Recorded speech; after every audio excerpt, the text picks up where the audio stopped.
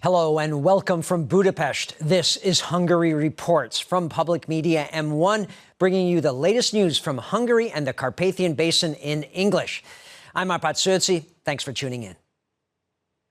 Wages in Hungary in May rose by more than 10% on the average than at the same time period last year. According to government figures, that means salaries have continuously increased for more than 6 years. And the government expects the trend to continue, since the only way companies can retain good employees is if they give them regular pay raises. This hotel at the resort town of Balatonkeneset, Lake Balaton, is full to capacity during the summer months. Kitchen staff prepare meals for almost 500 people a day.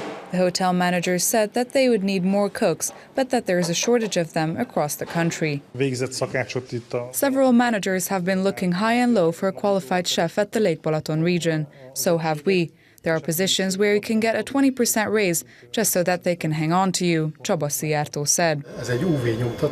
And at this printer in Zalaegerszeg in Western Hungary, they're using machines to try to replace the increasing number of skilled workers that they are missing. The first consideration is that we should have a stable workforce and that they should stay with us and not leave. That's why, of course, we regularly raise salaries, this company manager said.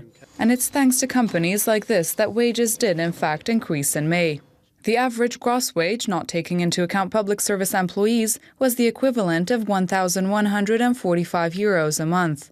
The Deputy State Secretary for the Labour Market told Public Media's M1 News that salaries for state employees also rose by more than 10% in May, but private sector employees still might be taking home more money.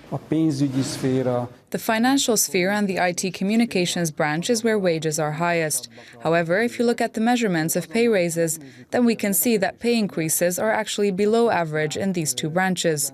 Yet in agriculture, construction and in retail, the increased salaries exceed that certain 10.6% average value, the Deputy State Secretary said. Wages have been increasing in Hungary for more than 6 years now. Analysts believe that this tendency could well also continue in the coming months. The Budapest prosecutor's office has laid charges against a former media entrepreneur and head of Hungary's swimming federation. Tamás Gyárfás is suspected of being behind the murder of business rival János Fenyő. It is believed that Gyárfás had asked an associate to hire a hitman to kill Fenyő. Investigators believe that the two were involved in business disputes. Gyárfás maintains his innocence, saying he had nothing to do with Fenyő's killing and is free on his own recognizance.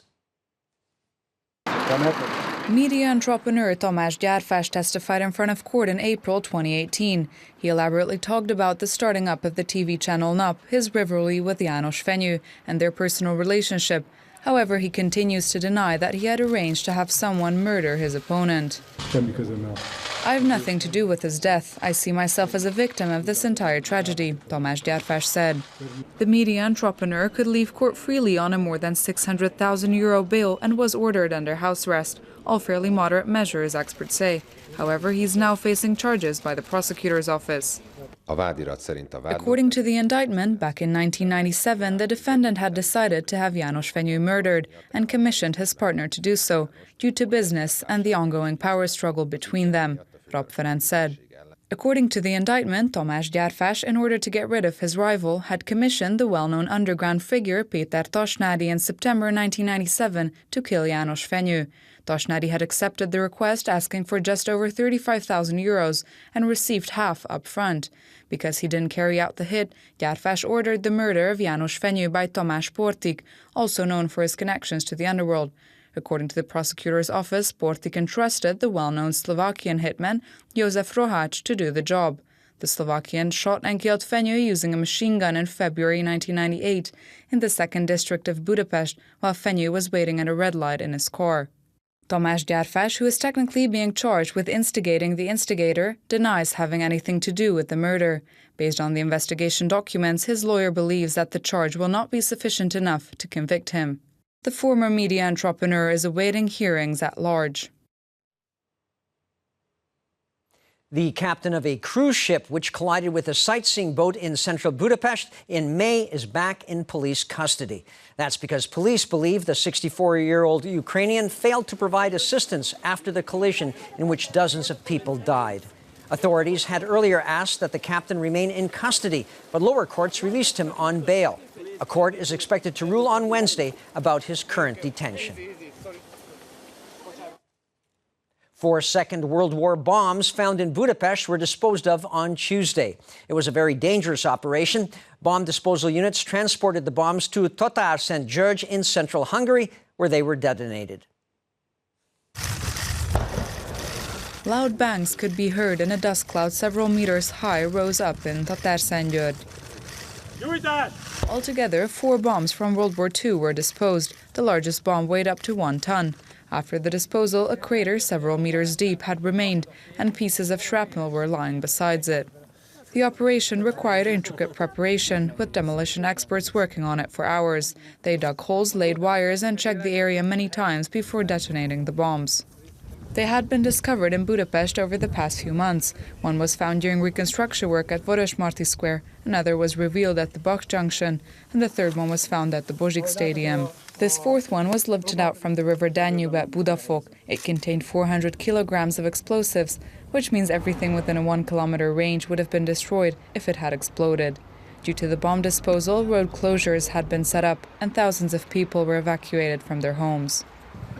Occurrences like this are fairly regular. Most recently, last Friday, experts had to dispose a 100-kilogram Soviet bomb in Budapest City Park, and a few days before they had to do the same at Erzsébet Square, where they found dozens of explosives.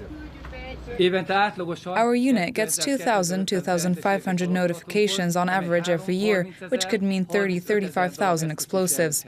This year has been similar to the previous ones. Our soldiers have taken part in more than 1,000 disposals, the commander said. There is no way of knowing how many bombs are still underground, considering tens of thousands of bombs had been dropped on Hungary in the Second World War. The European Maccabi Games officially opened at the new Nándor Híradó Stadium in Budapest. Almost 2,500 Jewish athletes from 42 countries are at the event, setting a new participation record. The Hungarian contingent is also the largest ever.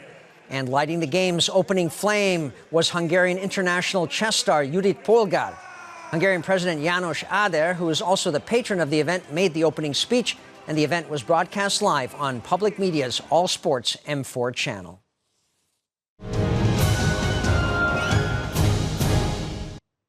For those who like quality wines and pleasant music, Debrecen just might be the place you want to be.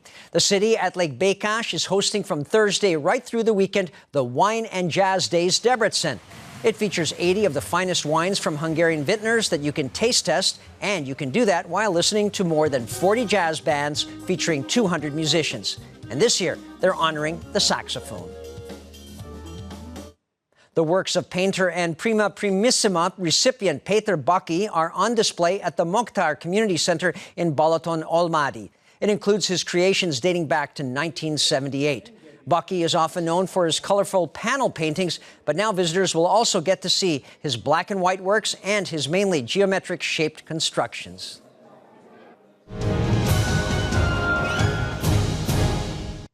And that's all for now. But we'll be back again tomorrow live after the Hungarian language news at 11 p.m. And you can catch Hungary Reports in repeats and online as well. Please stay tuned now, if you have time, for our German, Russian, and Chinese language news shows. Thanks very much for watching, and minden jót.